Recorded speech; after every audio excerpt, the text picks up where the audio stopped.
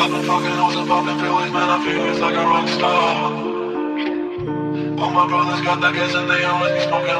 রিদ ভাইয়ের চলে যাওয়ার দিকে কিছুক্ষণ চেয়ে রইলাম আমি। মানুষটা বড়ই অদ্ভুত প্রকৃতির। এরপর সারা রুম হেঁটে ছবিগুলো দেখছিলাম, কত সুন্দর করে ফ্রেম করে সাজানো। বিয়ের আগে তো আমাদের দেখাই হয়নি, এত ছবি কোথায় থেকে সংগ্রহ করেছে সে। এরপর বেলকনিতে গেলাম, দেখি একপাশে একটা গোলাপ গাছ, কয়েকটা ফুল ফুটে আছে, বাকিগুলো এখনো কলি। আমি হাত বাড়িয়ে ছুতে যাব, তখনই মনে হলো রিদ ভাই তো বলে গেছে তার ব্যক্তিগত জিনিসে হাত না লাগাতে। এসব ভাবতেই বাড়িয়ে নেওয়া হাতটা আবার গুটিয়ে নিলাম। ফোনের শব্দ কানে আসতেই হাতে থাকা ফোনটার দিকে তাকিয়ে দেখি আননোন নাম্বার থেকে কল।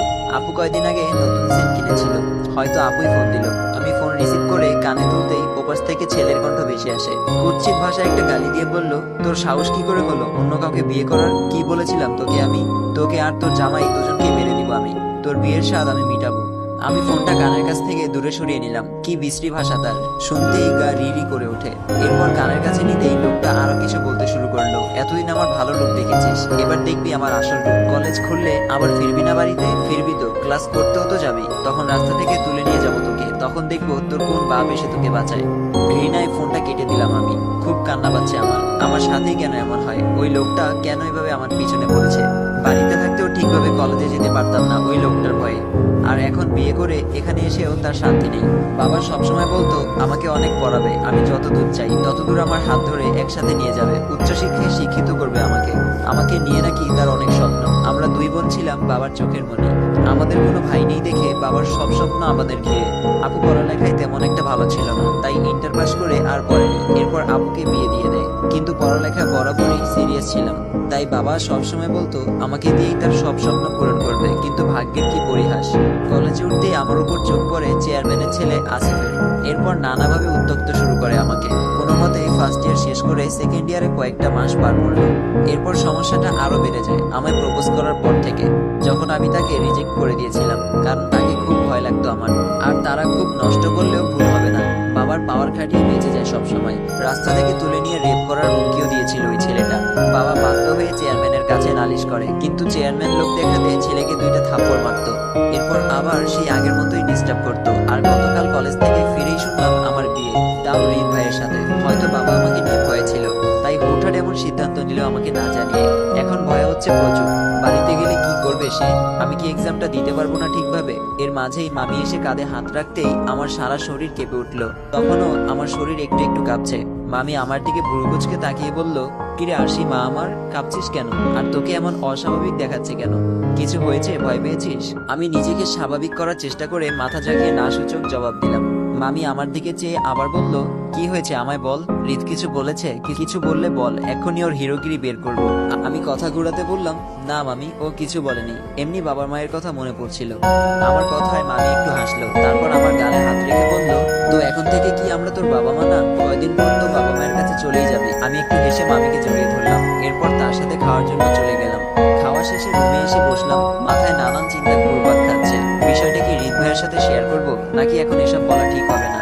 এমনিতেও সে আমার সাথে প্রয়োজন ছাড়া তেমন একটা কথা বলে না, এখন এসব বললে হয়তো আমাকেই খারাপ ভাবতে পারে, না বলাই ঠিক হবে।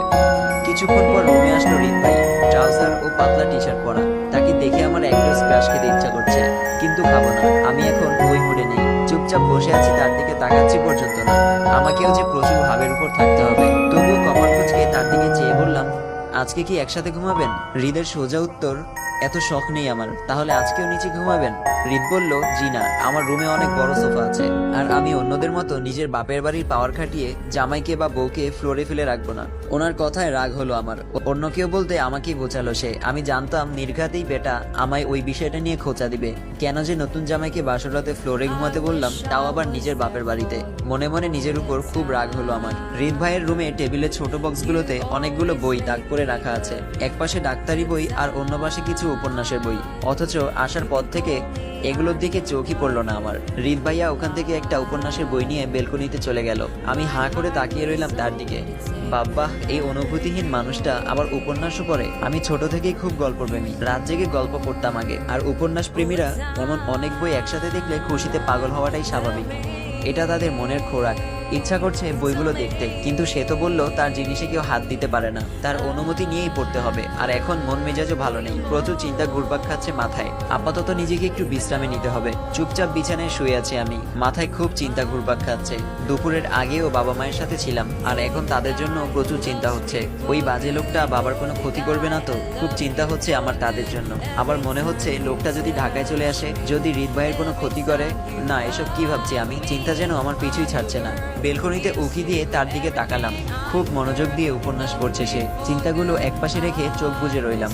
এই বুঝি ঘুম এসে সব চিন্তা দূর করে দিবে, কিন্তু ঘুমও আসছে না আজ। কিছুক্ষণ পর বারান্দা থেকে রুমে আসে হৃদ ভাই। আমি ঘুমানোর ভান করে চোখ বুজে আছি। তিনি বইটা জায়গায় রেখে আমার পাশে এসে বসলেন। খুব মায়াময়ী দৃষ্টিতে আমার দিকে তাকিয়ে রইলেন কিছুক্ষণ। হঠাৎ ওনার এমন আচরণ মাথায় ঢুকছে না আমার। তিনি আমার গালে হাত রাখতে গিয়েও আবার হাতটা সরিয়ে নিল, হয়তো আমি জেগে যাব এটা ভেবে। তার এমন মায়াময়ী দৃষ্টি যেন আমার ভেতরে তোলপাড় সৃষ্টি করছে। কেমন যেন অস্থির অস্থির লাগছে আমার। কেন লাগছে তা জানি না। সবে 18-তে পা দিলাম। এই বয়সটায় অনুভূতিগুলো খুবই ভয়ঙ্কর। তিনি আর কিছুক্ষণ এভাবে তাকিয়ে থেকে একটু ঝুঁকে আমার কপালে আলতো করে চুমু এঁকে দিয়েই উঠে গেলেন। তাকে দেখে মনে হচ্ছে চুমু দিয়ে বড্ড অপরাধ করে ফেলেছে সে চলে যাওয়ার পর চোখ খুলে তাকালাম আমি। ঠোঁটে অজান্তেই একটা হাসি ফুটে উঠল। মনে হচ্ছে সব চিন্তা দূরে ফেলে আমার মন পাখিরা ডানা ঝাপটাতে শুরু করলো। এই কেমন অনুভূতি জন্ম হচ্ছে আমার মাঝে। সকালে উঠে দেখি হৃদ ভাই সোফায় বসে ল্যাপটপে কি যেন করছে। আমার চোখে এখনো ঘুমের রেশ কাটেনি, তাই দেরি না করে ওয়াশরুমে গেলাম ফ্রেশ হতে। একটু আগে মামি ডেকে গেছে নাস্তা করার জন্য। আমি ওয়াশরুম থেকে বের হয়ে দেখলাম উনি এখনো বসে আছে ওইভাবে। আমি ওর সামনে দাঁড়িয়ে ওর দিকে তাকিয়ে বললাম, নাস্তা করবেন না? কিন্তু আমার কথা যেন সে কানের এই পাশ দিয়ে নিয়ে ওই পাশ দিয়ে বের করে দিল। আমার রাগ হলো প্রচুর। অতিরিক্ত কোনো কিছুই ভালো লাগে না আমার। আমি রাগে ওর থেকে ল্যাপটপটা নিয়ে নিলাম এক টানে, আর বললাম, এই যে খাম্বা মহাশয়, আমার কথা কি আপনার কানে যায় না? এত ভাব দেখান কেন আমার সাথে? একটু আগে মামি ডাকলো, শুনতে পাননি? সে আমার দিকে চেয়ে বলল, তুমি যাও, আমি আসছি, ল্যাপটপটা দাও এখন। আরশি বলল, দেবো একটা শর্তে। সে আমার দিকে ভ্রু কুঁচকে তাকিয়ে বলল, কি শর্ত? আমার গালে একটা ছোট্ট আপ্পা দিতে হবে। সে আমার দিকে এক দৃষ্টিতে তাকিয়ে বলল, তোমার কি মনে হয় এত সহজেই? এর মাঝে আমি তাকে থামিয়ে দিয়ে বললাম, এত কিছু মনে হওয়ার প্রয়োজন নেই। আমার সাথে ভাব দেখানোর অপরাধে এটা আপনার শাস্তি। হৃদ ভাই বলল, এত ঠেকা পড়েনি আমার। এই বলেই উনি উঠে নিচে চলে গেল। আমি তার দিকে তাকিয়ে রইলাম। ঘুমের মাঝে লুকিয়ে চুমু খেতে দোষ নেই, আর সরাসরি দিতেই তার দোষ। শিলা টেবিলে নাস্তা সাজিয়ে দিচ্ছে। আমরা সবাই একসাথে বসলাম নাস্তা করতে। মামা চলে যাবে তার অফিসে, আর কিছুক্ষণ পর হৃদ ভাই চলে যাবে হসপিটালে। এরপর বাসায় আমি আর মামি, শিলাও থাকবে। তখন সকাল 8টা। রুমে এসে দেখি হৃদ ভাই চুপচাপ বসে আছে। তার সাথে কথা বলার বাহানা খুঁজতে লাগলাম, কিন্তু খুঁজে পাচ্ছি না। হুট করেই সে আমায় বলল, এক কাপ চা এনে দাও তো আরশি। আমি একটু ভ্রু কুঁচকে তাকালাম তার দিকে। একটু আগে না চা খেলেন? হৃদ ভাই বলল, এখন আবার খাবো, প্রবলেম কি? কোথাও কি লেখা আছে 2বার চা খাওয়া অপরাধ? আরশি বলল, আচ্ছা আনছি। এই বলেই রুম থেকে বের হওয়ার জন্য হাঁটা ধরলাম। উনি এত ল্যাপটপ নিয়ে কি করছে তা নিয়ে রীতিমতো চিন্তা হচ্ছে আমার। কোনো মেয়ের সাথে কথা বলছে না তো আবার? দরজায় আসতেই উকি দিয়ে দেখার চেষ্টা করলাম, কিন্তু ও আমার দিকে রাগি লুক নিয়ে তাকাতেই আমি চলে গেলাম। আমি 2 কাপ চা বানালাম, দুজন মিলে একসাথে খাবো আর আড্ডা দিব। কিন্তু আমার ভাবনাকে তিনি জলে ফেলে বলল, চায়ে চিনি বেশি হয়েছে, আর বেশি চিনি খেলে আমার ডায়াবেটিস হয়। যাও এটা চেঞ্জ করে নিয়ে আসো। একটু রাগ হলো আমার, তাও জোরপূর্বক একটা হাসি দিয়ে চলে গেলাম আবার। এবার একেবারে ওনার মতো পারফেক্ট করে বানিয়ে নিলাম। ওর কাছে এসে চা এগিয়ে দিয়ে বললাম, এবার একদম ঠিকঠাক আছে। এবার উনি আমার দিকে চেয়ে দাঁত কেলিয়ে বলল, একটু আগেই তো চা খেলাম, এখন ইচ্ছা করছে না, 1 কাপ কফি এনে দিবে? এবার রাগে নিজের চুল নিজেই ছিঁড়তে ইচ্ছা করছে আমার। কেন যে কথা বলার বাহানা খুঁজতে ওর সামনে ঘুরঘুর করতে গেলাম। নিজেকে নিজে 1000বার গালি দিতে দিতে আবার কিচেনের দিকে গেলাম। 1 কাপ কফি বানিয়ে তার কাছে এসে এবার তাকে কিছু বলার সুযোগ না দিয়ে আমি বলে দিলাম, এবার এটা না খেলে একদম মাথার উপর ঢেলে দিব। ভেবেছিলাম আমার কথায় ভয় পেয়ে এবার কাপ হাতে তুলে নেবে, কিন্তু তিনি তা না করে ল্যাপটপ রেখে উঠে দাঁড়িয়ে বলল, আমি তো অলরেডি তোমারটা খেয়ে নিয়েছি। এবার রাগে আমি তাকে বললাম, আপনি কি সত্যিই কফি খাবেন নাকি আমার সাথে মজা নিচ্ছেন? আপনাকে এখন আমি। উনি আমার দিকে ফিরে বলল, কি আমাকে কি? আমি একটু ঘাবড়ে গেলেও সাহস নিয়ে তাকে বললাম, মাথায় তুলে আছাড় দিতে ইচ্ছা করছে। তিনি আর কিছু বলল না। আমার দিকে হালকা এগিয়ে আসতেই আমি 2 পা পিছিয়ে যাই। পিছনে একটা কাবার্ড রাখা, ওটার সাথে পিঠ ঠেকে গেল আমার। তিনি আমার 2 পাশে হাত রাখতেই চোখ বন্ধ করে নিলাম আমি। কি করতে চাইছে সে, আর এখন আমার কি প্রতিক্রিয়া করা উচিত তাও ভেবে পাচ্ছি না। মাথা শূন্য হয়ে চুপচাপ দাঁড়িয়ে রইলাম পরিস্থিতি বোঝার চেষ্টায়। আমায় একটু তার দিকে সরিয়ে পেছনের কাভার থেকে একটা টাওয়া নিয়ে ওয়াশরুমে চলে গেলাম। বুকে হাত দিয়ে একটা বড় নিঃশ্বাস নিলাম আমি। আরেকটু হলেই দমটা বেরিয়ে আসতো। লোকটা আসলেই সুবিধার না। ভেবেছিলাম এই বাড়িতে যে কয়দিন আছি তাকে জ্বালিয়ে মারবো, আর হলো কি, সে নিজেই আমাকে গড়াগড়ি খাওয়াচ্ছে। মামা অনেক আগেই চলে গেছে। রিত ভাইয়া ওয়াশরুম থেকে বের হয়ে রেডি হচ্ছিল। দরজার পাশ থেকে আমি তার দিকে চেয়ে আছি অপলক দৃষ্টিতে। মানুষটাকে কিছুক্ষণ ভয় লাগে, আবার কিছুক্ষণ বিরক্ত লাগে, আবার কিছুক্ষণ মনে হয় জ্বালিয়ে মারি, আবার এখন ভালো লাগছে। যাই হোক, স্বামীর দিকেই তো তাকিয়ে আছি, দোষ কোথায়? আমি এখন বিবাহিত, এটা ভাবতেই মাঝে মাঝে আমার নিজেরই বিশ্বাস হতে চায় না। তবে অনুভূতিগুলো পরিবর্তন হতে শুরু করেছে। সে চলে যাওয়ার সময় মামি ডেকে বলল, বিকেলে সময় নিয়ে তাড়াতাড়ি আসবি, আরশিকে নিয়ে শপিং এ যেতে হবে। এখন থেকে ওর সব দায়িত্ব তো তোরই, আর এই কয়েকদিন ওর পড়ার জন্যও তো জামা লাগবে।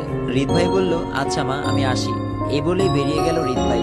আমার মনে হলো সে বিরক্ত বোধ করছে। যাই হোক, ওসব না ভেবে মামিকে বললাম, আচ্ছা মামি, সে বিয়ে করেছে আর 2 দিন সময় বের করতে পারেনি? আমার কথায় মামি কোনো উত্তর দিল না, শুধু মুখ টিপে হেসে চলে গেল ভিতরে। আমি হা হয়ে তাকিয়ে রইলাম। হাসির মতো কি বললাম আমি তো শুধু জানতে চেয়েছি আজব। সন্ধ্যায় বাড়ি ফিরল রিত। গাড়ির শব্দ শুনতেই আমি ব্যালকনিতে গিয়ে দাঁড়ালাম। দেখি সে গাড়ি রেখে ভেতরে আসলো। রুমে এসে সোফায় বসে আমায় উদ্দেশ্য করে বলল, 1 গ্লাস ঠান্ডা পানি দিবে আরশি? সকালের মতো করবেন না তো আবার? রিত ভাই বলল, মানুষ কি সবসময় ফানি মুডে থাকে? আরশি বলল, বাহ, আপনি ফানি মুডেও থাকতে পারেন, জানতাম না তো। সবসময় তো গম্ভীর হয়ে থাকেন। রিত ভাইয়া আমার দিকে ভ্রু কুঁচকে তাকিয়ে বলল, আমায় ভয় পাও না? আরশি একটা ডোন্ট কেয়ার ভাব নিয়ে বলল, আরশি কাউকে ভয় পায় না। রিত বলল, সাহসী মেয়ে। আরশি বলল, বলতে পারেন। রিত বলল, আচ্ছা দেখা যাবে। সন্ধ্যার পর আমরা বের হলাম। আজ নিজের স্বামীর সাথে শপিং করতে যাচ্ছি, ভাবতেই কেমন অদ্ভুত অনুভূতি হচ্ছে। তিনি গাড়ি নিতে গেলেই আমি বললাম, গাড়ি কেন? রিত বলল, তাহলে কি আমার কাঁধে করে যাবে? আরশি বলল, নিতে পারবেন।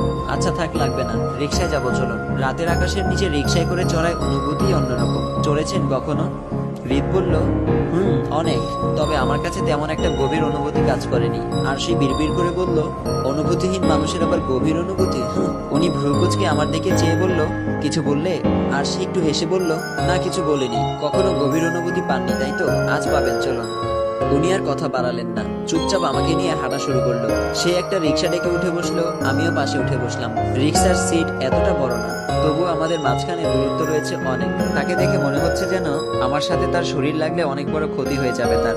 মানুষটার দিকে যতবারই তাকাই ততবারই অবাক হই। হুট করে খুব কাছে চলে আসে, আবার কিছু সময় তার হাবভাব দেখলে মনে হয় জীবনে মেয়ে মানুষ চোখেও দেখেনি। নিজেকে যতটা সাধু প্রমাণ করতে চায় ততটাও সাধু নয়। তাই এই 2 দিনে ভালোই বুঝতে পেরেছি আমি। বেটা বউ নিয়ে রিক্সায় উঠেছিস, এত ঢং করার কি আছে? আমি তার দিকে চেয়ে বললাম, আগে কখনো মেয়ে নিয়ে রিক্সায় উঠেননি? তার সোজা উত্তর, আস্তাগফিরুল্লাহ, তওবা তওবা। আমাকে তোমার ওই টাইপের ছেলে মনে হয়? পড়াশোনা করেই কুল পেতাম না, এসব আলগা পিরিত করার সময় কই? খোলা আকাশের নিচে চাঁদের কিরণ ছড়িয়ে পড়েছে চারদিকে। এর মাঝে নির্জন রাস্তায় রিক্সায় করে একটা কাপল যাচ্ছে। অনুভূতিটাই অন্যরকম। আমার কেন জানি ইচ্ছা করছে মাঝখানে দূরত্বটা দূর করে হাত এক হাত জড়িয়ে কাঁধে মাথা রাখতে। আচ্ছা, রাখলে কি খুব বেশি অপরাধ হয়ে যাবে?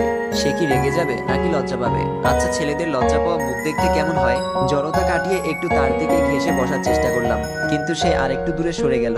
একটু বিরক্ত লাগলো আমার, রাগও হলো প্রচুর। এবার ইচ্ছে করেই ওর গায়ের সাথে গা লাগিয়ে বসলাম। হুট করে অদ্ভুত এক ভালো লাগা কাজ করছে আমার। ভালো লাগে আসলে সময় লাগে না, একটা মুহূর্তই যথেষ্ট। এটা আগে বিশ্বাস হতো না আমার। ভাবতাম হুটহাট একজনকে কিভাবে ভালো লাগবে, এটাও কি সম্ভব? কিন্তু তাকে দেখে তা বিশ্বাস করতে বাধ্য হলাম। তাকে বলতে ইচ্ছা হচ্ছিল, আপনাকে আমার অনেক ভালো লাগে। হঠাৎ ভাবনার ঘোর কাটতেই দেখি সে পাশে নেই, রাস্তায় পড়ে আছে পা ধরে। আমার গা ঘেঁষে বসা থেকে সরতে গিয়ে টুপ করে নিচে পড়ে গেল সে। হাসি পাচ্ছে খুব আমার। অদ্ভুত এই মুহূর্তটা ভিডিও করে রেখে দিতে ইচ্ছা করছে, ভবিষ্যতে কাজে দিবে।